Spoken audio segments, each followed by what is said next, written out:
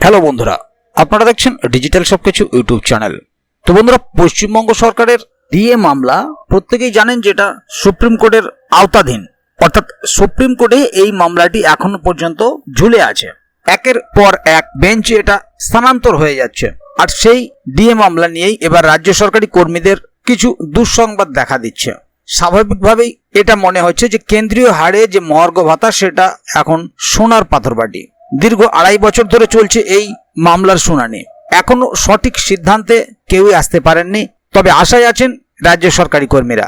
বর্তমানে ঠিক কি পরিস্থিতিতে আছে এই ডিএ সংবাদ, বা কি বলা হচ্ছে ডিএ মামলার নতুন বেঞ্চে স্থানান্তরের পক্ষে, বা পুরনো বেঞ্চ এবং নতুন বেঞ্চ, অর্থাৎ আগের বেঞ্চ এবং বর্তমান বেঞ্চে তফাৎটা কতটা, বিভিন্ন আইনজীবীদের মতে এই শুনানির সম্ভাবনা কতটা, বা কেন এই ডিএ মামলাটা বারবার পিছিয়ে যাচ্ছে, এর পেছনের কারণ কি, এই সমস্ত কিছু বিষয়গুলো নিয়ে আজকে আপনাদের যে ডাউটগুলো আছে সেটাকে তুলে ধরবো। তো সে কারণে ভিডিওটি আপনাদের জন্য খুবই গুরুত্বপূর্ণ হতে চলেছে, তাই ভিডিওটিকে কোথাও স্কিপ না করে প্রথম থেকে শেষ অবধি পুরোটাই দেখবেন মনোযোগ সহকারে, যাতে করে কোনো জায়গায় বুঝতে আপনাদের কোনো প্রকারের অসুবিধা না হয়। এছাড়াও আপনি যদি আমাদের চ্যানেলে প্রথমবার হয়ে থাকেন তাহলে অবশ্যই চ্যানেলটিকে সাবস্ক্রাইব করে বেল আইকনটি প্রেস করে অল নোটিফিকেশনে ক্লিক করে দেবেন, যাতে করে আমাদের চ্যানেলে যখনই কোনো নতুন ভিডিও আপলোড হবে তা সরাসরি আপনার কাছে পৌঁছে যায়। তো চলুন দেখে নেওয়া যাক এখানে বিষয়টি ঠিক কি বলা হচ্ছে। এখানে দেখুন একটি আর্টিকেল প্রকাশিত হয়েছে, পশ্চিমবঙ্গ রাজ্য সরকারি কর্মীদের ডিএ মামলা নিয়ে দুঃসংবাদ, কেন্দ্রীয় হারে মহার্ঘ ভাতা এখন সোনার পাথরবাটি। পশ্চিমবঙ্গ সরকারি কর্মচারীদের ডিএ মামলার এজলাস ফেরবদল, নতুন বেঞ্চে উঠল শুনানি, হতাশ পশ্চিমবঙ্গ রাজ্য সরকারি কর্মীদের একাংশ। দীর্ঘ 2.5 বছর ধরে চলতে থাকা রাজ্য সরকারি কর্মচারীদের ডিএ অর্থাৎ মহার্ঘ ভাতা মামলার শুনানি ফের অনিশ্চয়তার মুখে। সুপ্রিম কোর্টে আবারও বদলে গেল এই মামলার এজলাস, তালিকাভুক্ত হলো নতুন বেঞ্চে। এর ফলে আগামী 14ই মে বুধবার নির্ধারিত শুনানি নিয়েও তৈরি হয়েছে অনিশ্চয়তা। তবে কর্মচারীদের পক্ষের আইনজীবীরা এখনও শুনানি হওয়ার বিষয়ে আশাবাদী। ডিএ মামলার নতুন বেঞ্চে স্থানান্তর কি বলছে তালিকা? রাজ্যের ডিএ মামলা বর্তমানে বিচারপতি সঞ্জয় করল এবং বিচারপতি মনোজ মিশ্রর বেঞ্চে পাঠানো হয়েছে। এটি তালিকাভুক্ত হয়েছে সুপ্রিম কোর্টের 15 নম্বর কোর্টে, যেখানে মামলাটি রয়েছে ক্রম তালিকায় 40 নম্বরে। যদিও শুনানির নির্ধারিত সময় ছিল দুপুর 2টো, তবে এত পিছনের নম্বর হওয়ায় মামলাটি এদিনেও শুনানির সুযোগ না পেতে পারে। কতবার পিছিয়েছে এই ডিএ মামলা? এই মামলাটি 2022 সালের 28শে নভেম্বর প্রথম সুপ্রিম কোর্টে ওঠে। তারপর থেকে এখন পর্যন্ত 17 বার শুনানি পিছিয়েছে, যার মধ্যে বেশ কয়েকবার রাজ্য সরকারের আইনজীবীর অনুরোধে দিন পিছিয়ে দেওয়া হয়েছে। সর্বশেষ গত সপ্তাহে অর্থাৎ 8ই মে 5 নম্বর কোর্টে তালিকাভুক্ত থাকলেও রাজ্যের পক্ষ থেকে লার্নেড আইনজীবী অভিষেক মনু সিংভি জানান তিনি অন্য এজলাসে ব্যস্ত, তাই মামলাটি ফের 1 সপ্তাহ পিছিয়ে 14ই মে নির্ধারিত হয়। তো বন্ধুরা, দেখে নেব আগের বেঞ্চ এবং বর্তমান বেঞ্চ তফাৎটা কি। আগে মামলাটি ছিল মহামান্য বিচারপতি বিক্রমনাথ এবং মহামান্য বিচারপতি সঞ্জয় করল এবং মহামান্য বিচারপতি সন্দীপ মেহতার বেঞ্চে। তবে বর্তমানে তা তালিকাভুক্ত হয়েছে শুধুমাত্র মহামান্য বিচারপতি করল এবং মনোজ মিশ্রের বেঞ্চে। যদিও বেঞ্চ বদল হলেও বিচারপতি করল আগেও ছিলেন, এখনও রয়েছেন। তাই অনেক আইনজীবীর মতে মামলার মূল গতিপথে কোনো পরিবর্তন আসবে না। তবে নতুন বেঞ্চে আসার পর শুনানি আবার কবে হবে সেই নিয়ে অনিশ্চয়তার সৃষ্টি হয়েছে বলে মনে করছেন সরকারি কর্মীদের একাংশ। তো বন্ধুরা, এবার দেখে নেব আইনজীবীদের বক্তব্য, শুনানির সম্ভাবনা কতটা।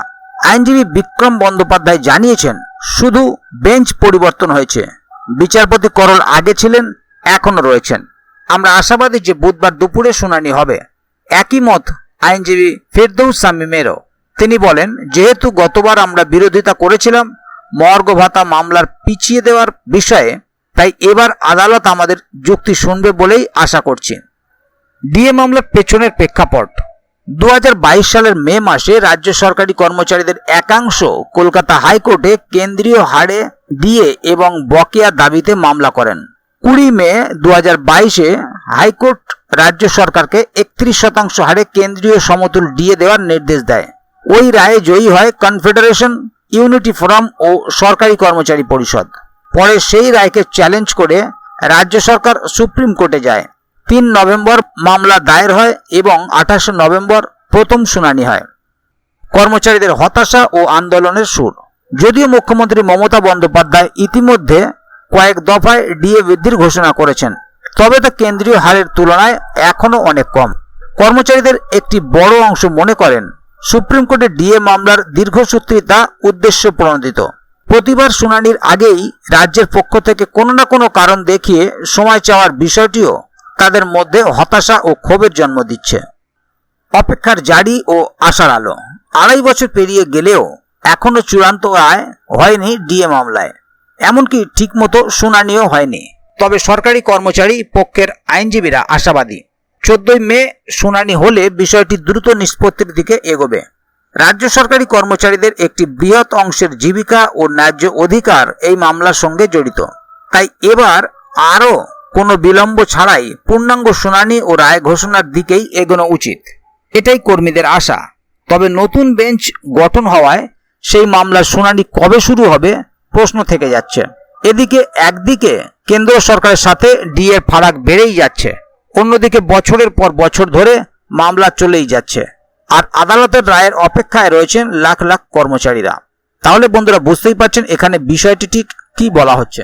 মূলত রাজ্য সরকারি কর্মচারীরা আশাবাদী আছেন যে সুপ্রিম কোর্টের তরফ থেকে তারা তাদের পক্ষে কোনো রায় পাবেন বা তারা যেটা দাবি করেছিলেন সেই দিকেই রায় গড়াতে পারে। কিন্তু প্রতিবারই রাজ্য সরকার কোনো না কোনো বাহানায় সেই শুনানির দিনটা পিছিয়ে দিয়ে যাচ্ছে।